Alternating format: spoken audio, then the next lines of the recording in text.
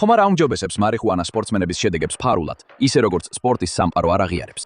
მას უწოდებენ როგორც შედეგების გამოუმჯობესებელ საშუალებას, ასევე აღდგენის საშუალებას, მაგრამ ხელისუფლება მას საფრთხედ მიიჩნევს ყველაფრისთვის, რასაც კონკურენცია წარმოადგენს.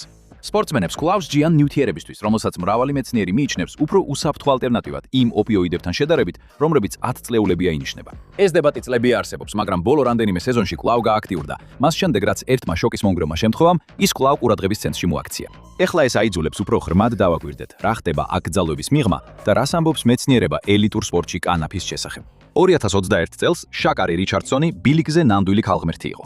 მან გაანადგურა 100 მეტრიანი სირბილი ტოკიოს ოლიმპიადისთვის აშშ-ის მძლეოსნობის შესარჩევზე. ეს იყო ოცნების ახდენა, ნებისმიერი 20 ერთი წლის ელიტური სპორტსმენისთვის, სანამ მას მარიხუანაზე დადებითი ტესტი არ აღმოაჩნდა და სპორტიდან ერთთვიანი ცხოვრების შემცვლელი დისკვალიფიკაცია არ მისცეს. ამან შაკარი რიჩარდსონს არამხოლოდ 10 მილიონი დოლარის ეკვივალენტის შემოსავალი დააკარგვინა, არამედ ოლიმპიური ოქროს მედლის შანსიც. არსებობს უამრავი ფიზიკური მიზეზი, რის გამოც სპორტსმენს შეიძლება მარიხუანას მოწევა ან კანაფის შემცველი საკვების მიღება მოუნდეს, მაგრამ შაკარი რიჩარდსონისთვის კანაბისის გამოყენება მთლიანად ემოციური მიზეზებით იყო განპირობებული. ის ბებიამ გაზარდა და ბიოლოგიურ დედასთან რთული ურთიერთობა ჰქონდა, რომელიც შერჩევის გამოცდებამდე ერთი კვირით ადრე გარდაიცვალა. შაკარი რიჩარდსონმა მოგვიანებით თქვა, რომ როდესაც ერთ-ერთმა ჟურნალისტმა ინტერვიუს დროს მოულოდნელად ამ ამბის შესახებ უთხრა, ამან მძიმე ემოციურ კრიზისში ჩააგდო. მარიხუანა მისთვის ემოციების დარეგულირების საშუალება იყო. ოფიციალური განცხადებისას მას შემდეგ რაც აღიარა და დათანხმდა ოფიციალურ შედეგებს, შაკარი რიჩარდსონმა თქვა: ბოდის სვიხდი. მიუხედავად იმისა, რომ ძალიან იმედგაცრუებული ვარ, ვიცი რომ როდესაც სტარტზე გავდივარ, მხოლოდ საკუთარ თავს კი არ წარმოადგენ, არამედ იმ საზოგადოებასაც, რომელმაც დიდი მხარდაჭერა და სიყვარული გამოავლინა. იმ დროს არ ვიცოდი როგორ მეკონტროლებინა ან გავმკლავებოდი ჩემს ემოციებს. შაკარი მხოლოდ ერთ-ერთი ბოლო ადამიანია, ვისაც მარიხუანასთან შეხების გამო პერსპექტიული სპორტული კარიერა შეერყა. როს რებელიატი იყო პირველი ოქროს მედლის მფლობელი სნოუბორდში 1998 წლის ნაგანოს ოლიმპიადაზე იაპონიაში. შემდეგ 3 დღის შემდეგ მას ეს მედალი ჩამოართეს, როდესაც შარდის ანალიზში კანაფის კვალი არ მოაჩინეს. ის იაპონიაში მცირე ხნით დააპატიმრეს კიდეც.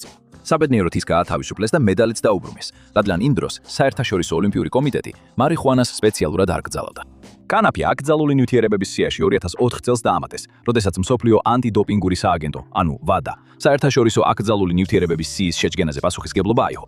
მედიაში ეს ცნობილი გახდა როგორც როს რებელიატის წესი. WADA-ს გლობალური კოდექსი განსაზღვრავს წესებს სპორტში ნარკოტიკებთან დაკავშირებით და როგორც აშშ-ის ანტიდოპინგური სააგენტო, ასევე აშშ-ის ოლიმპიური და პარაოლიმპიური კომიტეტი ამ კოდექსის ხელმომწერები არიან.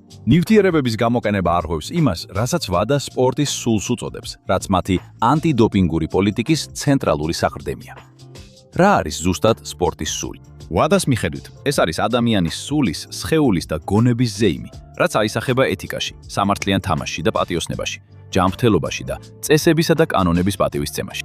ამ სულის შესანარჩუნებლად მარიხუანა იმავე სიაშია შეტანილი, სადაც ძლიერი შედეგის გამოუმჯობესებელი საშუალებები, როგორიცაა ანაბოლური სტეროიდები და პეპტიდური ზრდის ჰორმონები. მაგრამ მართლა უნდა იყოს ასე? ალბათ არა, WADA-s საკუთარი კვლევის მიხედვით. 2018 წლის სენსაციურ მიმოხილვაში, სადაც განიხილებოდა WADA-s აკრძალულ ნიუთიერებათა სია, მკვლევრებმა დაადგინეს, რომ კანაბინოიდების შესახებ არსებული მტკიცებულებები ძალიან სუსტია, განსაკუთრებით იმ სიაში არსებული სხვა დოპინგებთან შედარებით. სინამდვილეში მიმოხილვაში პირდაპირ წერია, ციტატა: ძალიან ცოტა სამეცნიერო მონაცემია ხელმისაწვდომი კანაბინოიდების გავლენაზე სპორტულ წარმადობაზე. ეს აჩვენებს, რომ არ არსებობს მტკიცებულება, რომ კანაბინოიდები აუმჯობესებს სპორტულ შედეგებს. კვლევების მიხედვით შესაძლოა მარიხუანას სპორტული შედეგების გამოუმჯობესებელი ეფექტი უფრო ნაკლებად დამაჯერებელი იყოს, ვიდრე რბოლის წინ დიდი ქილის მონსტერ ენერგეტიკული სასმის დალევის ეფექტი. ნიშნავს ეს იმას, რომ მსოფლიოს ერთ-ერთი ყველაზე ძლიერი სპორტული მარეგულირებელი ორგანოს გლობალურად დაწესებული წესები უფრო განწყობაზეა დაფუძნებული, ვიდრე მყარ მტკიცებულებებზე, როცა საქმე მარიხუანას ეხება. ხოლო ამ ერთმა მონაცემმა უკვე მალევე დაიწყო ბზარების გაჩენა WADA-s ლოგიკაში. თუ აქ საფუძველი სინამდვილეში არ არის თანამედროვე ანტიდოპინგური მეცნიერება, მაშინ საიდან მოდის WADA-s წარმოდგენა სპორტული სულისკვეთების შესახებ? ძველი ბერძენი სპორტსმენები იღებდნენ ისეთ წამლებს, რომლებიც ალბათ ჩვენს თანამედროვე მორბენლებსა და ძალოსნებს საავადმყოფოში გააგზავნით. თუნდაც ტერმინი დოპინგი ითვლება, რომ მომდინარეობს ჰოლანდიური სიტყვიდან dope, რომელიც იყო ერთგვარი წებოვანი ოპიუმის წვენი, რომელსაც ძველი ბერძნები ვერ იკმარებდნენ. რამდენადაც ორგანიზაციებს უყვართ ნოსტალგიური თვალით შეხედონ უფრო სუფთა ეპოქებს, სადაც სპორტული სულისკვეთება ბატონობდა, ოლიმპიური თამაშები და მსგავსი შეჯიბრებები ყოველთვის კომერციული იყო, მათ შორის ძველ სამყაროშიც. მაშინ უზარმაზარი ფულადი პრიზები იყო დასაპყრობი. არავინ ტოვებდა არაფერს შემთხვევის იმედად და მცენარეებისა თუ ცხოველებისგან მიღებული უამრავი ნიუთიერება გამოიყენებოდა. ძველი ბერძენი ექიმი გალენე აღწერდა, რომ პროფესიონალი სპორტსმენები სხვადასხვა სტიმულატორებსა და სხვა პრეპარატებს იღებდნენ, რათა საუკეთესო ფორმაში ყოფილიყვნენ. 668 წელს ჩოვეწეტე აღნდეს სპრინტის გამარჯვებული ენერგიის გასაზრდელად ხმელი ლეგვის დიეტაზე იყო. სპორტსმენებისთვის უჩვეულო არ იყო ასევე სოკოს ნაერთის, ამბროზიას მიღება, რათა სპორტული უპირატესობა შეენარჩუნებინათ. ზოგიერთი რამდენიმე წრის განმავლობაში მხოლოდ ხორცს ჭამდა. ზოგიც კი ღვინის ნაყენებსა და ცხოველის გულებსაც მიმართავდა. და აღსანიშნავია, რომ ძველი ბერძნები ხშირად ბევრად უფრო უცნაურ და ვერაგ ხერხებსაც მიმართავდნენ, რათა კონკურენტებზე უპირატესობა მოეპოვებინათ. არქეოლოგებმა აღმოაჩინეს მტკიცებულება, რომ სპორტსმენები და მათი მხარდამჭერები პირდაპირ ცდილობდნენ მოწინააღმდეგე სპორტსმენებისთვის წყევლის დადებას, რათა ისინი წაეგოთ. ტყუის წყევლის დაფები აღმოჩენილია იმ ადგილებში, სადაც სპორტული შეჯიბრებით აებიტარდებოდა. მაგრამ ეს მხოლოდ ძველი ბერძნების საქმე არ იყო. ძველ ჩინეთში 5000 წლის წინ ექიმები რეკომენდაციას აძლევდნენ წამალს, რომელსაც მაჰუანგი ეწოდებოდა და რომელიც ეფედრას მცენარიდან მიიღებოდა, რათა გაეუმჯობესებინათ შედეგები. ძველ ეგვიპტელებს, ერთ-ერთ უდიდეს ცივილიზაციას მთელი კაცობრიობის ისტორიაში, ჰქონდათ სპეციალური ნაკენი, რომელიც ამბობდნენ, მათ სპორტსმენებს უპირატესობას აძლევდა. რომის გლადიატორებიც და შუა საუკუნეების ევროპელი რაინდებიც იყენებდნენ მათთვის ხელმისაწვდომ ბუნებრივ საშუალებებს, სტიმულანტებს, რათა უფრო დიდხანს ებრძოლათ. ვიკინგ ბერსერკერებზე ამბობდნენ, რომ ირებდნენ ჰალუცინოგენურ ნაზავს, რომელიც ეხმარებოდათ ბერსერკერ განგში შესვლაში, ძალადობრივ ტრანსში, სადაც მეგობარსაც და მტერსაც ერთნაირად ჭრიდნენ. და ეს ყველაფერი გაგრძელდა მე-19 საუკუნეშიც კი, როცა ნარკოტიკების სახელები ბევრად უფრო ცნობადი გახდა. შორ მანძილზე ველოსიპედის შეჯიბრებებში უპირატესობის მოსაპოვებლად ბრბოლელები იღებდნენ ჰეროინს, კოკაინს, სტრიქნინს და ეთერში დასველებულ შაქრის კუბებს, ნაზავს, რომელიც მცირე დოზის შეცდომის შემთხვევაშიც კი შეიძლება სასიკვდილო ყოფილიყო. მაგრამ ეს ყველაფერი საერთოდ არ ითვლებოდა წესების დარღვევად. შაკარი რიჩარდსონის მიერ ემოციური რეგულირებისთვის მარიხუანის მოწევის შედარება იმ ადამიანებთან, რომლებიც სტრიქნინს იღებდნენ კონკურენტული უპირატესობისთვის, სასაცილოდ ჟღეს. თუ ადას სპორტის სული არ არის წარსულის იდეალური დროის გამოძახილი, როცა ყველა მხოლოდ თამაშის სიყვარულით იყო სპორტში ჩართული, მაშინ როდის დაიწყო ყველაფერი შეცვლა? და როგორ გახდა მარიხუანა ნარკოტიკი, რომელიც ახლა აშშ-ის მრავალ შტატში ლეგალურია, ესეთ დემონად? თუ უმეტეს ადამიანს გითხავთ, ვინ დაითვა ამერიკის კატასტროფული ნარკომომი, ალბათ გეტყვიან, რომ ეს იყო პრეზიდენტი რიჩარდ ნიქსონი. მაგრამ მიუხედავად იმისა, რომ ნიქსონმა გეგმა განახორციელა, ის არ ყოფილა ის, ვინც ეს გეგმა შეადგინა. ეს საეჭვო პატივი ეკუთვნის ჰარი ჯეი ანსლინგერს, პირველ ნარკოცარს და მარიხუანას უდიდეს მტერს ამერიკის ისტორიაში.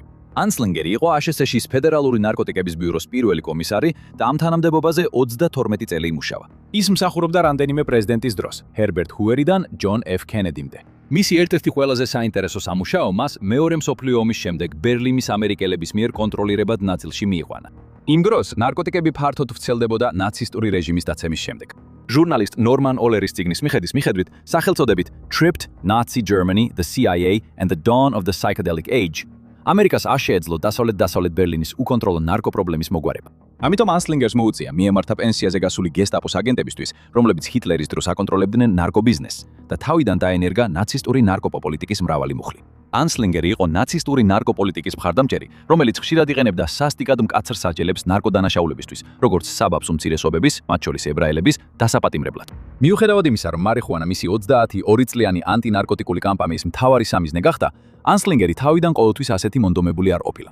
სანამ ფედერალური ნარკოტიკების ბიუროს ხელმძღვანელი გახდებოდა, ანსლინგერმა თქვა, რომ იდეა იმის შესახებ თითქოს მარიხუანა ადამიანებს საშიშებსა და ძალადობრივებს ხდის, აბსურდული მცდარი შეხედულება იყო. მაგრამ როგორც ცხოვრებაში ყველაფერი, თუ პასუხების გაგება გინდა, უბრალოდ ფულს უნდა გახვე.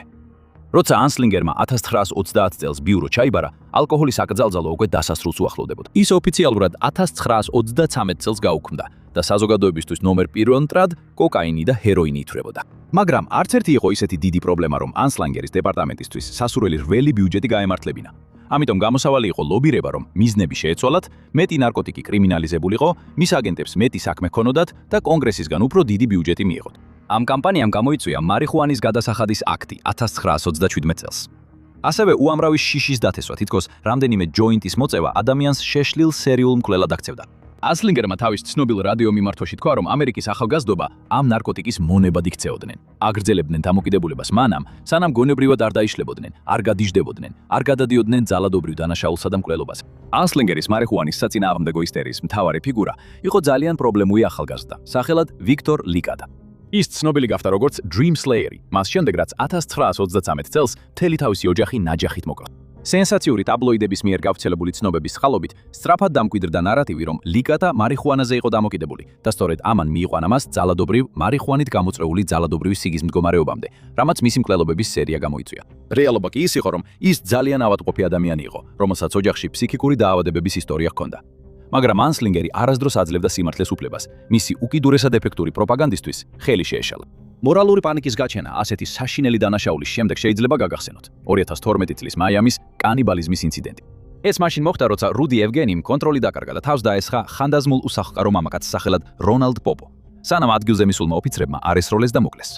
იმ დროს მედიაში ფართოდ ვრცელდებოდა ინფორმაცია, რომ თავდასხმა გამოწვეული იყო იმით, რომ ევგენი იღებდა დიზაინერულ ნარკოტიკს, რომელიც ცნობილია როგორც აბაზანის მარილები. ამან გამოიწვია სხვა ჭორების ტალღა ამ ნარკოტიკთან დაკავშირებით. რეალურად ევგენის ორგანიზმში აღმოჩენილი ერთადერთი ნარკოტიკი იყო მარიხუანას მცირე კვალი, მაგრამ ჰარი ანსლინგერისგან განსხვავებით, ჩვენ არ ვფიქრობთ, რომ ამას რაიმე კავშირი ჰქონდა თავდასხმასთან. ანსლინგერმა 30 სხვადასხვა მეცნიერს მიმართა კითხვით, იყო თუ არა მარიხუანა საზოგადოებისთვის საშიში. 29-მა თქვა არა. ასე რომ ბუნებრივია, ანსლინგერმა გააგრძელა იმ ერთადერთთან თანამშრომლობა, ვინც უკვე ეთანხმებოდა მის გეგმას. ანსლინგერს კიდევ ერთი მიზეზი ჰქონდა, რის გამოც ასე სძულდა მარიხუანა. ის ფიქრობდა, რომ მისი მთავარი მომხმარებლები შავკანიანი და ლათინოამერიკელი ადამიანები იყვნენ. ის ფიქრობდა, რომ შავკანიანები ქმნიდნენ ჯაზის მუსიკას, რომელსაც ანსლინგერი სატანურს უწოდებდა, ამ ნარკოტიკის ზემოქმედების ქვეშ. ის ასევე ფიქრობდა, რომ მარიხუანა ხელს უწყობდა რასებს შორის ურთიერთობას, რაც მისთვის კიდევ ერთი დიდი უარყოფითი ფაქტორი იყო. თვითონ სიტყვა მარიხუანას პოპულარიზაციაც კი ანსლინგერის რასიზმიდან მოდის. 1900 წლამდე შეერთებულ შტატებში მას ძირითადად კანაპს უწოდებდნენ. თუმცა ანსლინგერი ფიქრობდა, რომ ესპანური სიტყვის გამოყენება მას უფრო უცხო და საშიშად გაახდიდა იმ დროის თეთრი საშუალო ფენისთვის. კონგრესის წინაშე თავისი პოლიტიკის უპირატესობებზე ერთ-ერთი მრავალი ჩვენებისას ანსლინგერმა თქვა: მინდა გაჩვენოთ, რა შეუძლია პატარა მარიხუანას სიგარეტს ჩვენს დეგენერირებულ ესპანურად მოსაუბრე მცხოვრებლებს. შემდეგ მოვიდა ნიქსონი, რომელმაც 1971 წელს წამოიწყო ნარკოტიკებთან ბრძოლა. მან მარიხუანა პირველი კატეგორიის ნარკოტიკად დაასახელა, თუმცა დახურულ კარს მიღმა ამბობდა, რომ ის განსაკუთრებით საშიში არ იყო. კანაფის ფლობასა და გასაღებაზე ასეთი მკაცრი სასჯელები პოლიტიკურ ელემენტსაც შეიცავდა. მსჯავრდებულებს ხმის მიცემის უფლება არ ჰქონდათ.